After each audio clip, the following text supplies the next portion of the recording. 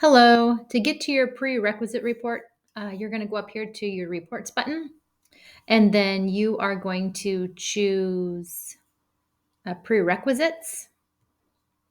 And then yours is going to look a little bit different than mine because your school and your name are already going to be entered. But for this, I'm going to choose Bob's class.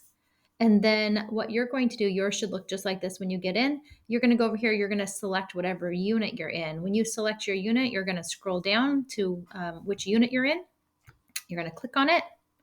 And then this is going to pull up those prerequisite reports, which is going to group your students. Your group A students for this unit mean that they're ready to go. They have their essential skills and they have all the skills necessary to proceed.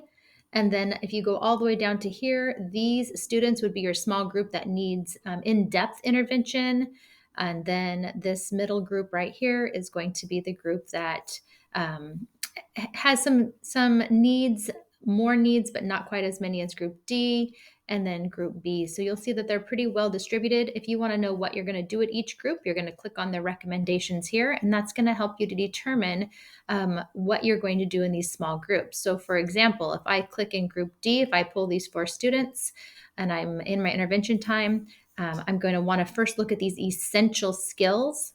That's if I'm short on time, I definitely want to hit the essential skills. So as I go down, it says the essential skills is model with algebraic expressions is the essential skill. And to go backwards, I'm going to want to go back to grade 4, lesson 10. So if I'm trying to pull those students, those 4 students that are in this group for a small group right here, I would want to go back and possibly do a teacher-led small group.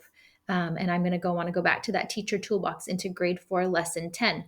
I also might want to do a small group, a teacher-led small group on grade 5, lesson 30. So I'm not going back and guessing what these students need. It's telling me what they need for their essential skills. As I look back over, if it's in-depth review, I can go and I can say, all right, what is it recommending for these students here? Again, it's going to be those same 2 because they were the same, but then there's some other ideas. So working with factors of multiple, maybe I'm going to want to do a teacher-led small group. Maybe I want to do a student-led small group, or here's where I can find some independent reinforcement. All right. Finally, if I'm over here and I'm like, all right, what do I do with these students who are on grade level during this intervention time? If I click on those recommendations, they already have their essential skills.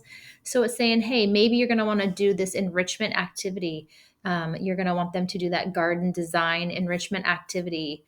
Or if I'm down here in lesson 21, that pumpkin pear enrichment activity. So it's giving us additional ideas of what we can do for those kiddos who are on target or on grade level, and then what we can do for them that need that additional support or the in-depth review.